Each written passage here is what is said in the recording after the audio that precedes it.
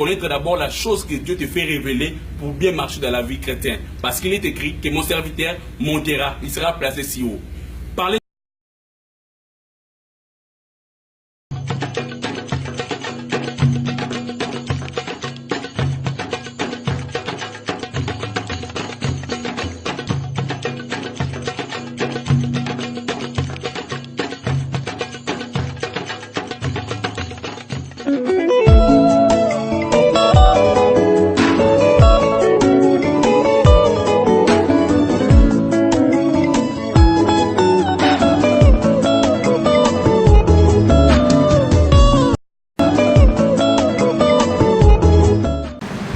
de Dieu, que la paix et la grâce de notre Seigneur Jésus-Christ soient votre partage.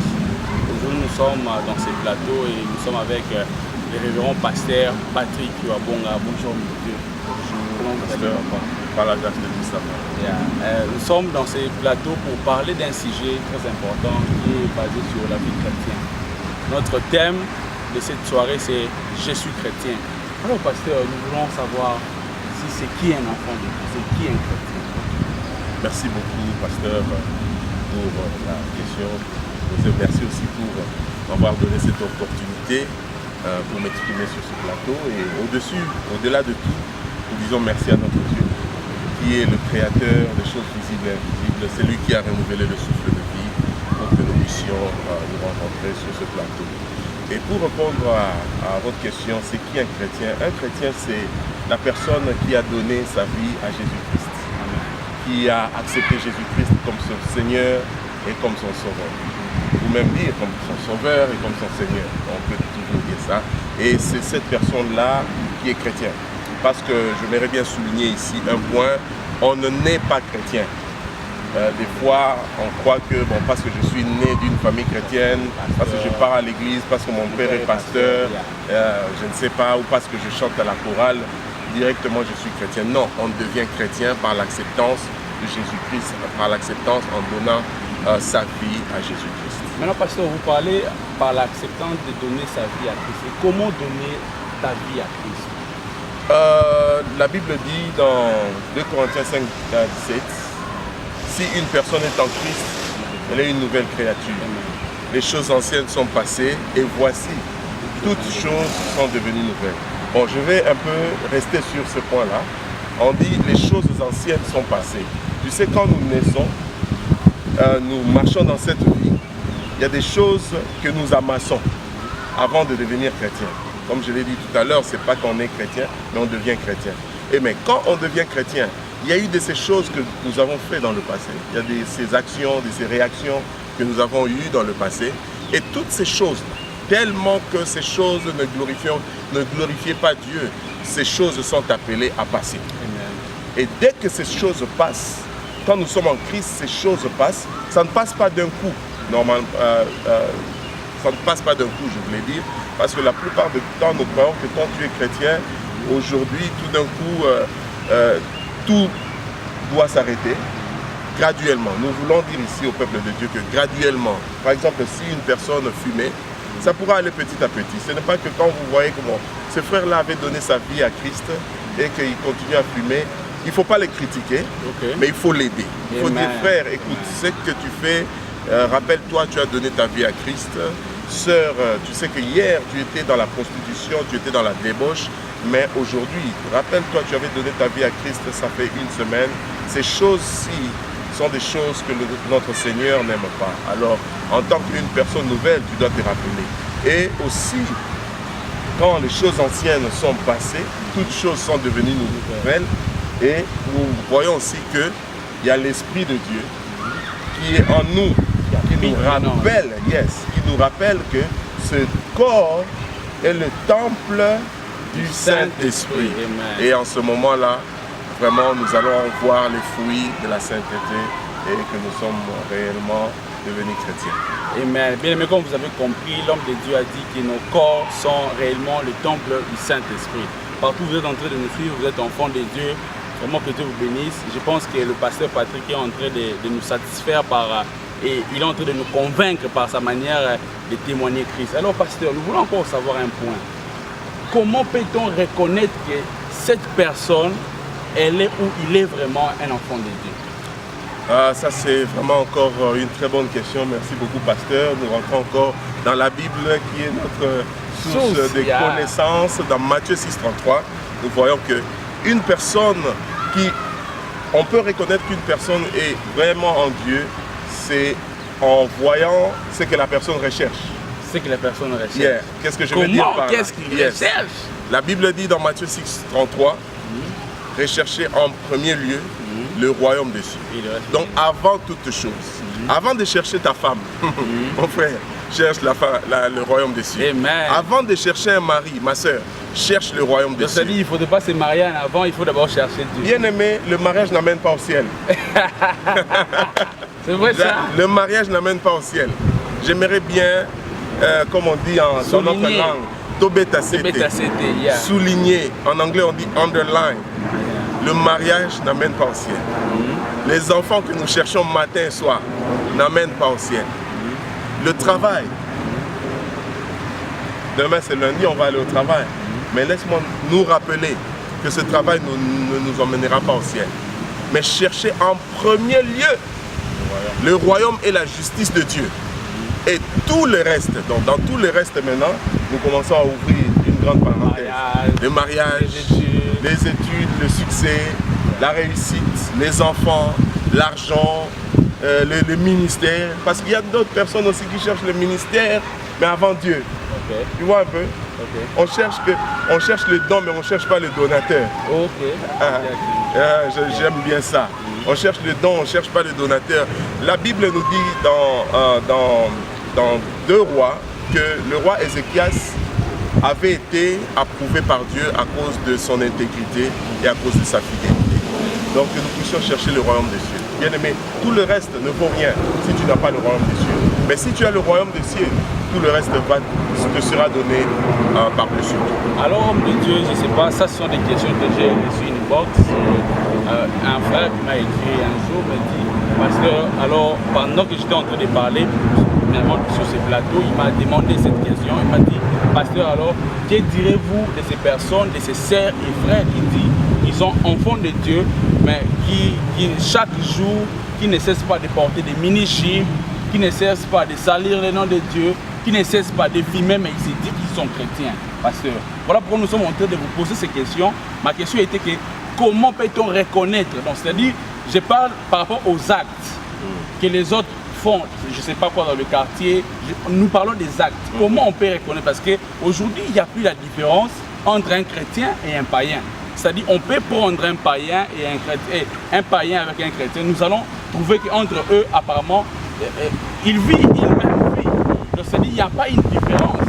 Or, à la chute que l'heure arrive, où nous devons mettre de côté, où nous devons marquer la différence entre ceux qui servent Dieu et ceux qui ne servent pas Dieu. Alors, dites-nous un peu, est-ce qu'un chrétien, c'est pas possible pour un enfant de Dieu de porter le mini-jupe, d'aller dans des boîtes de nuit? Je ne sais pas. Comment vous allez répondre à cette question? Là, nous revenons encore dans ces choses anciennes sont passées. Parce que la vie de boîte de nuit, la vie de cigarette, la vie de mini-jupe, c'est une vie passée. C'est une vie qui n'appartient pas aux chrétiens. Écoute, pasteur, même les hommes ont dit errare humanum est, perseverare diabolicum. Qui veut dire, je vais bien m'expliquer, qui veut dire l'erreur est humaine. La plupart du temps, on s'arrête là pour dire l'erreur est humaine. Mais il y a la deuxième partie de ce dicton qui dit la persévérance est diabolique. Donc quand vous persévérez dans l'erreur, vous devenez diabolique. Donc quand tu deviens diabolique, ça veut dire que tu appartiens maintenant à celui qui est diable, qui est le diable. Alors j'aimerais bien dire ici une chose. L'accoutrement, il ne faut pas devenir une pierre d'achoppement pour les autres. Il faut savoir bien se vêtir. Le vestimentaire est aussi parmi les éléments que nous pouvons compter. La Bible même a parlé de ça dans le livre de Timothée. Habillez-vous décemment. Très décemment alors. Habillez-vous, moi j'ajouterai pas ce Timothée, il avait dit moi aussi je vais ajouter. Habillez-vous très décemment. Parce qu'aujourd'hui là, nous ne pouvons pas comprendre parce que la chair, la Bible dit que l'esprit, la chair est faible, mais l'esprit est disposé. Arrêtons les habitudes de la chair. Avec l'habillement qui est décente, ça veut dire que nous sentons déjà, nous voyons et nous constatons que le corps est le temple du Saint-Esprit et nous devons couvrir ce corps. Nous ne pouvons pas nous présenter devant les gens comme nos sœurs, avec des mini-jupes ou bien comme, je ne sais pas moi, notre frère. Vous savez, ici aux États-Unis, il y a une culture que nous aussi nous avons trouvée, mais j'ai appris que, j'ai lu l'histoire, j'ai appris que les frères, vous voyez les frères qui souvent portent des pantalons rabaissés ici, et je ne sais pas moi, des fois on appelle ça fashion. Bien aimé, le fashion ne va pas t'amener au ciel. Il y a une chose que j'aimerais bien souligner ici. L'histoire derrière ces pantalons qui descendaient, ou bien dans l'ancien temps, quand les Noirs étaient esclaves ici aux États-Unis, il n'y avait que le papa qui avait le pantalon. La plupart du temps, c'était le papa qui avait le pantalon. Et ce papa qui avait le pantalon, il avait aussi des garçons dans la famille. Et le jour où le garçon voulait sortir, il devait porter sûrement le pantalon de son père, emprunter, je dirais, le pantalon de son père. Et quand il empruntait le pantalon ne l'allait pas. C'est ce qui faisait que les pantalons descendaient. Et bon, quand il sortait dans le milieu des jeunes, ça a créé un style. Directement. Tout le monde allait voler, tout le monde allait prendre des habits. Emprunter. Yes. Ils portaient ça, c'est devenu comme un style. Exactement. C'est là où le style est venu. Et aujourd'hui, nous, on porte des pantalons qui nous vont. Mais je ne sais pas sur base de quoi on veut descendre les pantalons pour que bien aimer ton corps, ou bien aimer ton corps est le temple du Saint-Esprit. Il ne faut pas exposer ton corps. Garde ton corps. C'est comme nos mamans au pays, on dit qu'une chikwang qui est emballée, elle sera achetée, mais celle qui n'est pas emballée, c'est pour l'exposition, c'est pour que les gens viennent juste voir la qualité de la chikwang. Ils vont même essayer. Mais toi, tu n'es pas là pour qu'on t'essaye. Bien aimé, rappelle-toi, Jésus-Christ est mort à la croix pour toi. Amen. Il est mort à la croix pour toi. Et en plus de cela, il n'est pas resté dans le tombeau, il est ressuscité pour ton salut. Amen. Donc si tu étais un frère qui t'habillait mal ou une soeur qui t'habillait en mini-jupe, qui continue à aller dans le boîte, je viens t'encourager ici, te dire que non, ne fais plus ça. Ne fais plus ça. En fait, te décourager par rapport à ce que tu faisais hier, mais t'encourager par rapport à ce que que le Seigneur te demande de faire. Donc, continue sur le bon chemin, habille-toi décemment, comme Timothée l'avait dit, et rappelle-toi que ce corps est le temple du Saint-Esprit. Il y a bien aimé partout dans le monde, comme vous venez de suivre notre interview avec le pasteur Patrick Wabonga, visionnaire du ministère des Jobs de l'Or, ici aux États-Unis. Il nous a parlé sur la vie chrétienne, bien aimé. Ce qui a retenu, c'est que nous sommes la lumière qui doit éclairer le monde. Et ne nous conformez pas par rapport au siècle présent, par rapport à ce qu'ils font les autres. Nous sommes un chrétien, nous devons témoigner Christ partout où nous sommes. La Bible même dit que nous vivons dans ce monde, mais nous ne sommes pas de ce monde. J'aime ce qu'un Jean dit. Un Jean dit un Jean parle d'un aspect très important. Il dit, n'aimez pas le monde, ni les choses qui se trouvent dans le monde. Si quelqu'un aime le monde, l'amour du Père n'est pas en lui. Bien aimé, Malachie avait déjà prononcé, il avait déjà prophétisé sur ça, que dans le dernier jour, nous allons reconnaître entre le chrétien qui sert Dieu dans le vrai et ceux qui ne servent pas Dieu. Mais le temps est arrivé, bien aimé, où chrétiens où nous sommes, partout dans le monde, nous devons marquer la différence. Je ne sais pas, pasteur, pour vous retirer, est-ce que vous ne pouvez pas faire une prière pour ces gens qui sont en train de nous suivre maintenant là? Amen. Déclarer quand même, ne fût-ce que même, je ne sais pas, partout où il est dans le monde, il peut quand même croire à votre prière. S'il était peut-être païen, maintenant aujourd'hui, je crois que ça peut aussi être son jour. Est-ce que vous ne pouvez pas prier pour ces bien-aimés qui ont en train de nous suivre? Merci beaucoup, pasteur. Dès que vous étiez en train de parler, le Saint-Esprit me mettait ça à cœur aussi de faire une prière avant de nous séparer. J'aimerais bien pour toi qui nous suis, que tu sois ici aux États-Unis, en Europe, en Afrique, quel que soit le moment où tu vas suivre cette vidéo, que tu puisses arriver jusqu'à la fin pour écouter cette prière. J'aimerais bien que tu puisses nous suivre dans cette prière et faire cette prière avec nous. Si tu as déjà donné ta vie à Christ, gloire à Dieu, continue dans le bon chemin. Si tu n'as pas encore donné ta vie, que tu puisses donner ta vie à Christ. Père éternel, je viens recommander ton fils, ta fille, entre tes saintes mains.